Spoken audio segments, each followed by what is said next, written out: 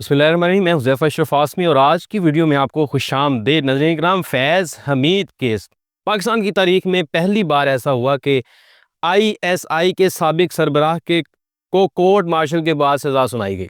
Lieutenant general retired فیض حمید، جنہیں ایک وقت میں ملک کی طاقتور ترین شخصیات میں شمار کیا جاتا تھا، اب 14 سال قید بامشقت کاٹیں گے۔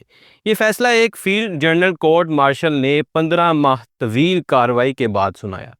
الزامات کیا تھے؟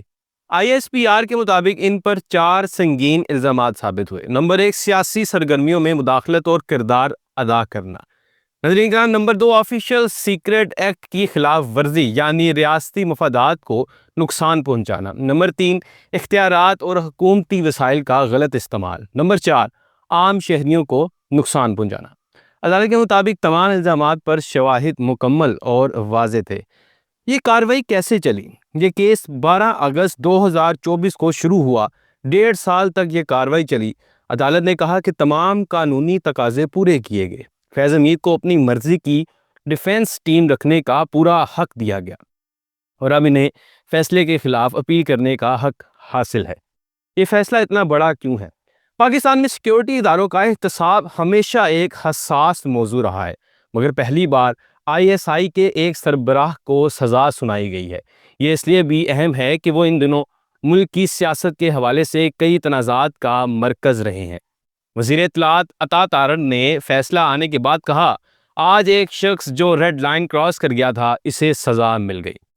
ناظرین کرام، top city housing society case کا پس منظر بھی دیکھ لیتے ہیں کہ یہ سارا معاملہ ٹاپ سٹی ہاؤسنگ سوسائٹی سے شروع ہوا کچھ یوں کہ 2017 میں رینجرز اور ISI نے ٹاپ سٹی کے دفتر پر ایک چھاپہ مارا۔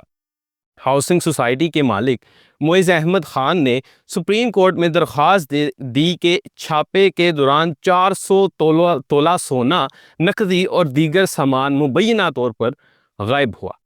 درخواست میں الزام تھا کہ فیض حمید کے بھائی اور دیگر ریٹائرڈ افسران ثالثی کے لیے آئے۔ ان پر 4 کروڑ روپے دینے کا دباؤ ڈالا گیا، حتیٰ کہ ایک نجی ٹی وی چینل کو اسپانسر کرنے کا کہہ کر بلیک میل کرنے تک کی نوبت آ گئی۔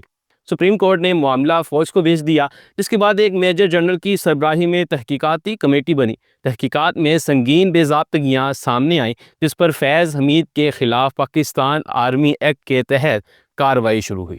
ناظرین کرام، ایک اہم قانونی نقطہ یہاں پر دیکھنے کو آتا ہے کہ آرمی ایکٹ کے مطابق ریٹائرمنٹ کے 6 ماہ بعد عام طور پر کسی افسر کے خلاف کورٹ مارشل نہیں ہو سکتا، لیکن سیکشن 31 بغاوت پر رخصانہ اور سیکشن 40 کرپشن اور مالی بدعنوانی اس سے مستثنیٰ ہے۔ اسی بنیاد پر فیض حمید کے خلاف کارروائی آگے بڑھی۔ اس میں سیاسی کردار کیا تھا؟ ISPR نے ایک اہم جملہ بھی شامل کیا، سیاسی کرداروں سے مل کر عدم استحکام پھیلانے کی کوششوں کو الگ سے دیکھا جا رہا ہے۔ یہ اشارہ ہے کہ مزید معاملات بھی کھل سکتے ہیں، خاص طور پر 9 مئی 2023 کے واقعات، جن میں ان کا نام کئی جگہ لیا جاتا رہا ہے۔ کیا اس فیصلے کے اثرات پڑیں گے؟ جی ہاں، یہ فیصلہ پاکستان کی طاقت کے ڈھانچے میں ایک بڑی تبدیلی کی علامت مانا جا رہا ہے۔ ممکنہ اثرات کیا ہو سکتے ہیں کہ فوج کے اندر احتساب کا تاثر مضبوط ہوگا۔ طاقتور عہدوں پر بیٹھے لوگ شاید اپنی حدود کا زیادہ خیال رکھیں گے۔ مستقبل میں سیاسی انجینئرنگ پر بھی سوالات کھڑے ہوں گے۔ ناظرین کرام، یہ فیصلہ پاکستان کی تاریخ میں ایک نیا باب ہے۔ کیا یہ احتساب کا تسلسل ہے یا سیاسی صورتحال کا نتیجہ؟ کیا یہ مستقبل میں طاقت کے توازن کو بدل دے گا؟ آپ اپنی رائے کوئٹ میں دیجیے۔ مجھے دیجیے اجازت، انشاءاللہ آپ سے بھی ملاقات ہوگی۔ السلام علیکم۔